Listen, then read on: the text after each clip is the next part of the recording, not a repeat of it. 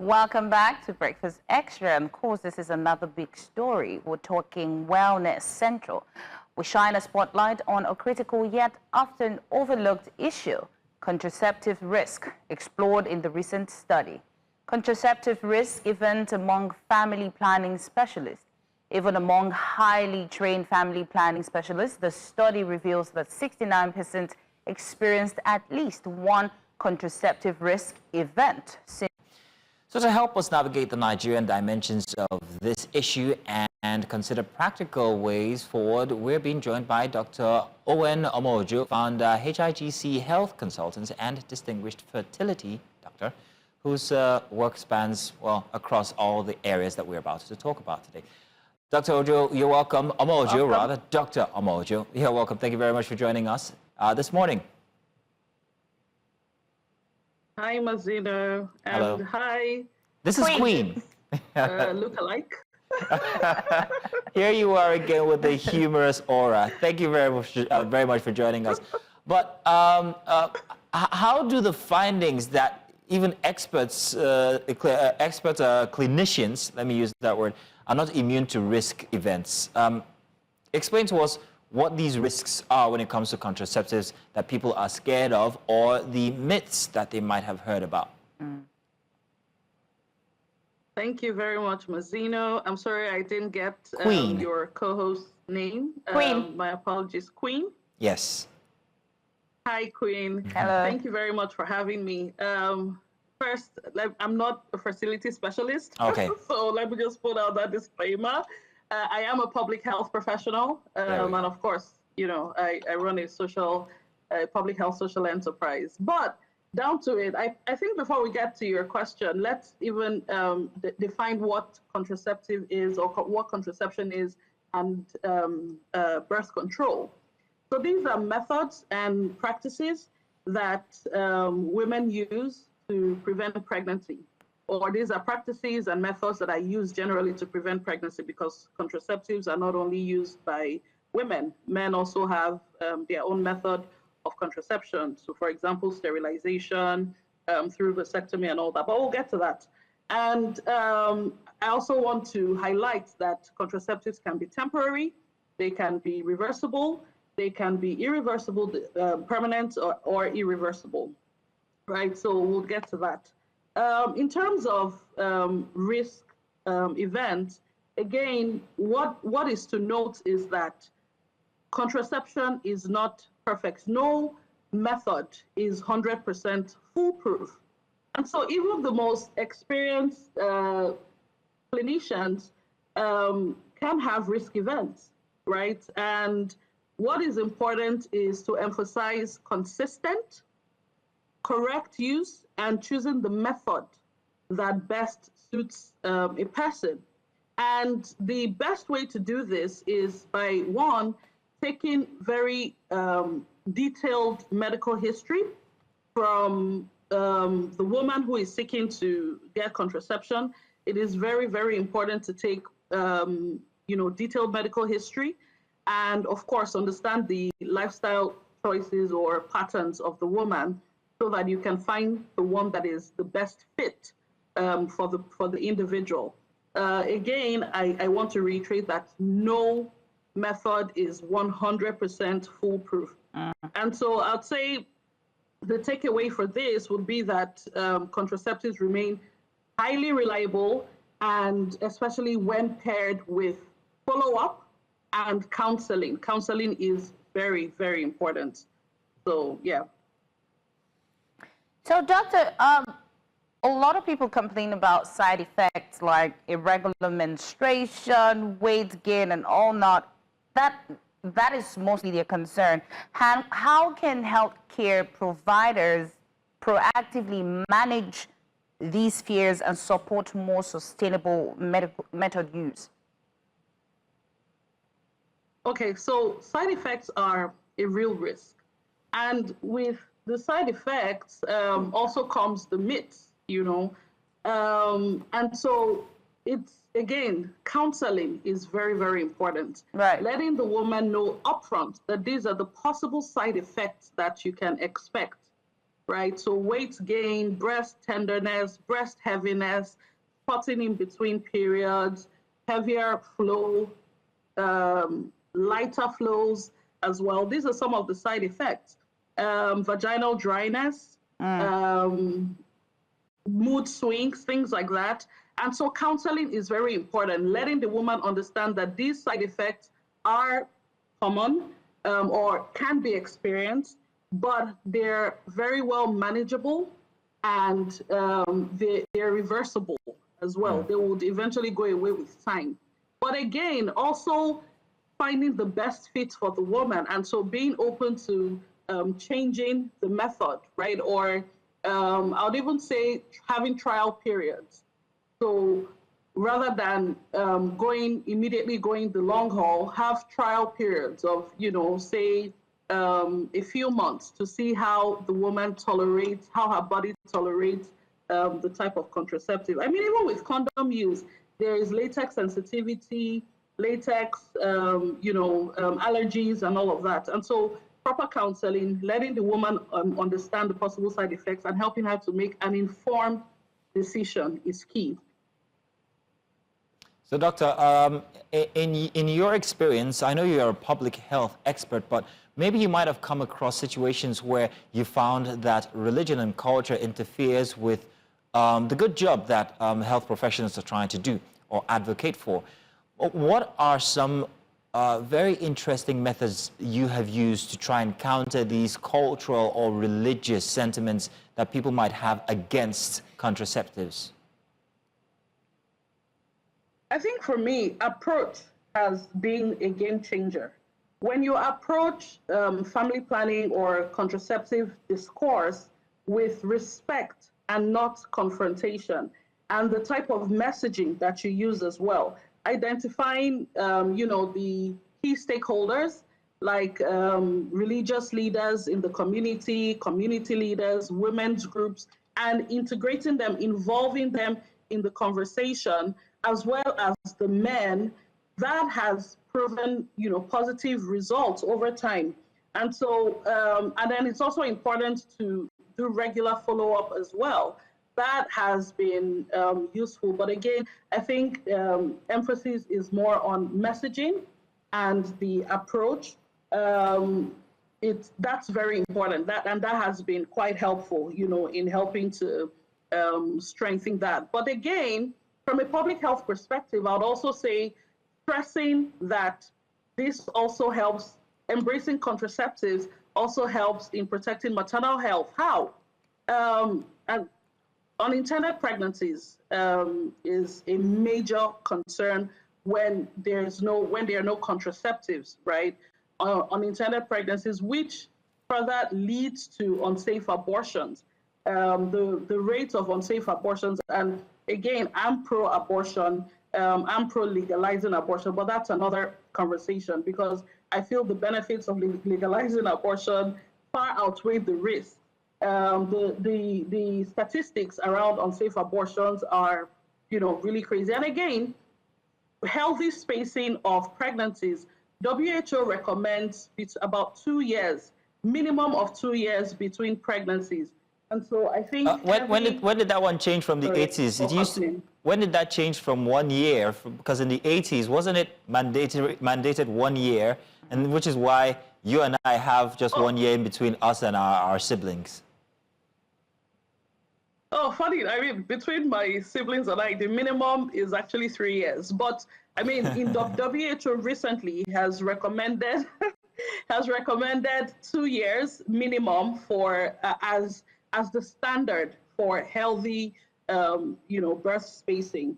And so if you take the conversation away from population control, right? If you just change that messaging that contraceptives helps to protect maternal health and even protect mother and child. And then again, since we're having this conversation, I think in the North, right, or in the North where younger women get married, and so you have teenagers that, and this is in no way encouraging teenage marriage or whatever, but the truth is this is the reality, this is the culture that we have.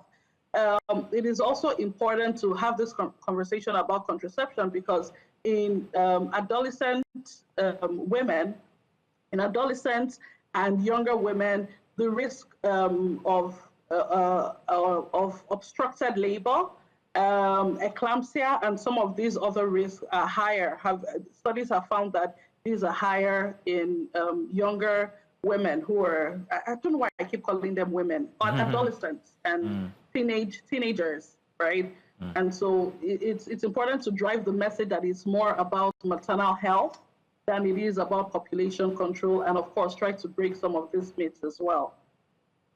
So, doctor, sometimes or most times people blame infertility to contraceptives. So would you say it's the type of contraceptive they use, or how they took it, or the method through which they took it? So, or the time they took it for. So what do you think would be the answer to that? Do you think it's because of the contraceptive, that's why a lot of people are infertile, because, you know, they put the two together?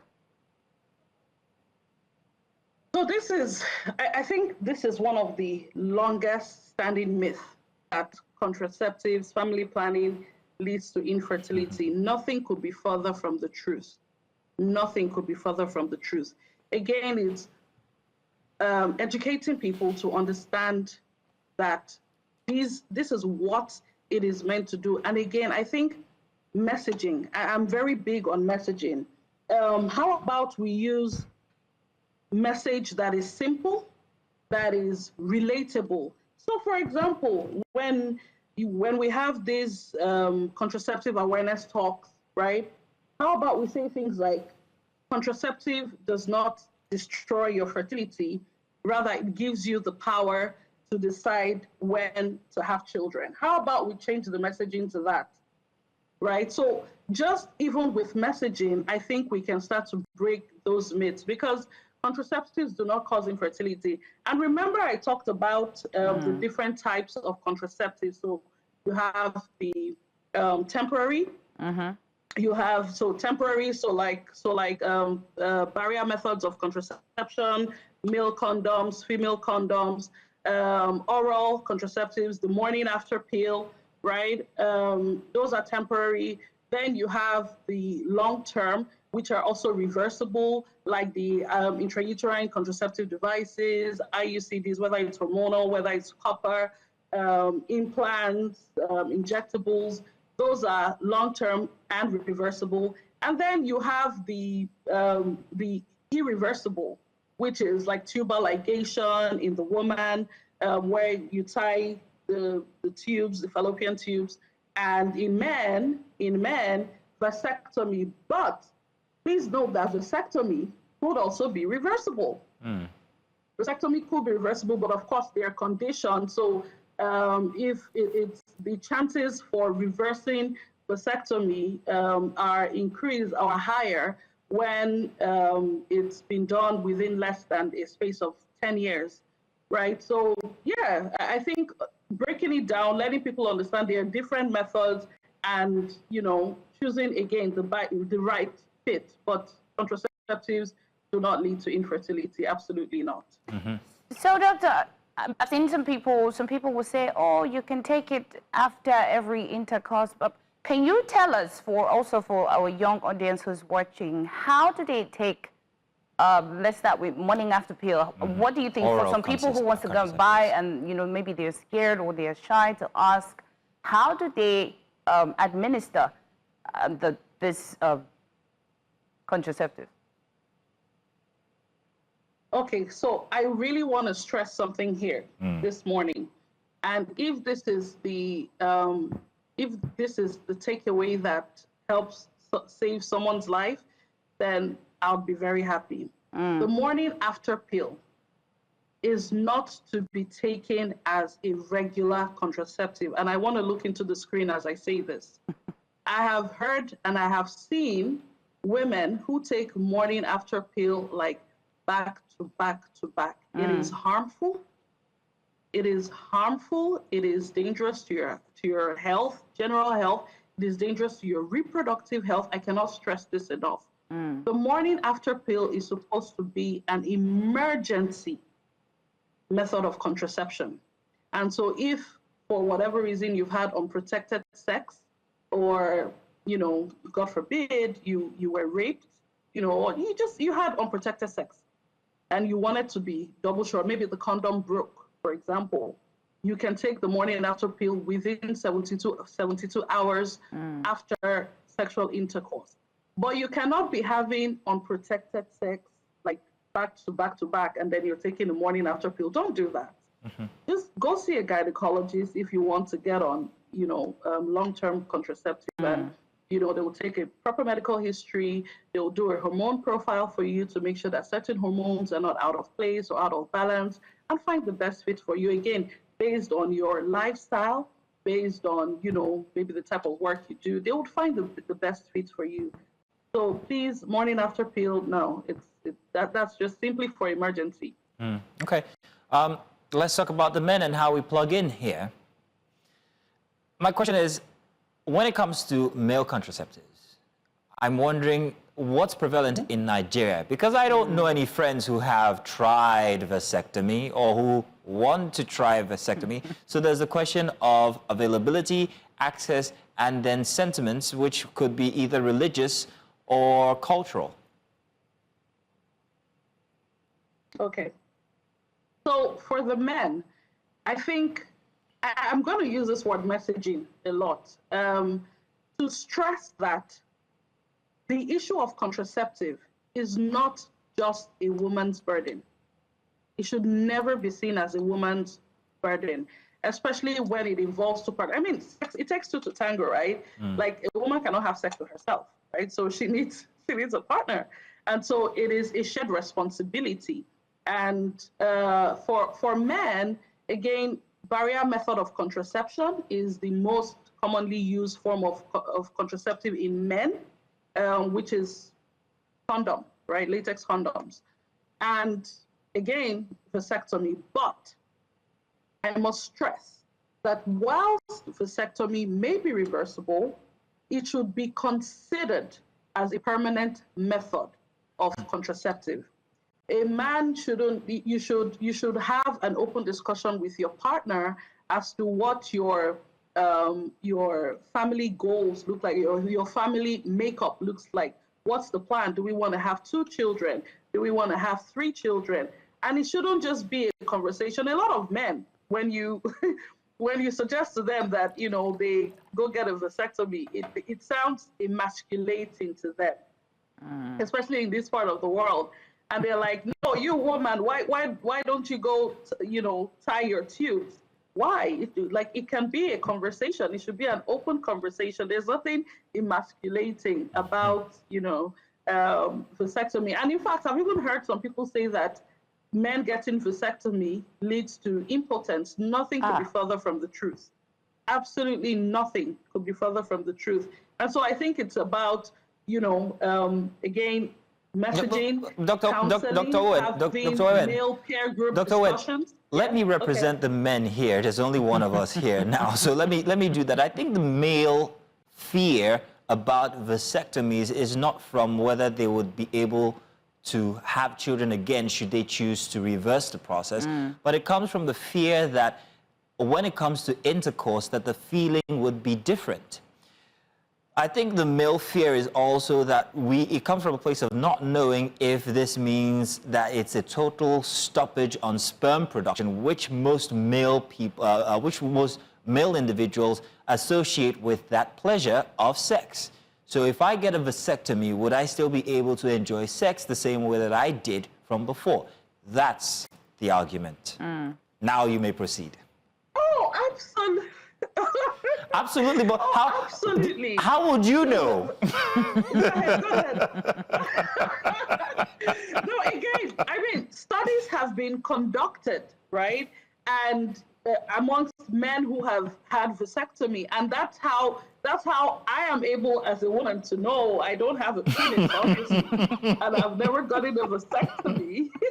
But again, these are studies that have been conducted, and so it does not affect your, you know, how your libido or how you experience sex. You still ejaculate semen, you know, you still ejaculate semen. You're just not able to get a woman pregnant. That's it. Like nothing changes. And then I also didn't want to forget this. Couple counseling as well might also be a tool that helps. And then men who have actually, you know, done vasectomy, or, you know, bringing them as part of the discussion as well, for other men to sort of act as not a role model per se, but, you know, as somebody who's been there, who's an done ambassador. that. And, you know, I think hearing from a regular and what? An ambassador. And I'm sort of an ambassador, so to speak, right? So I think involving those people, when you hear from, so if I, as Dr. Owen Omo-Ojo, a woman, is going to tell a man, oh, you can do it, and say, hey, it's women supporting women, I don't trust you. But if a man who's done it, especially maybe even people who, so like people who are respected in society, you know, maybe using champions, ambassadors, like you said, you know, public figures, or, you know, celebrities as sort of ambassadors to talk about these things, who've done it, you know, I think that could also help in strengthening the conversation amongst the men when it comes to contraceptive. Okay, well, very interesting. Thank you very much, Dr. Omo-Ojo. It has been very exciting having this conversation so much, with you. I've learned something. I actually was of the opinion that this absolutely stops semen production, but you've taught me this morning that it actually is the opposite. Thank you for standing for the men then. So yeah, I also represent a group of like 120. Mazino, you just get a vasectomy. You continue to shoot. Like don't worry. Okay. Doctor, thank you. Go. Bye bye. Go.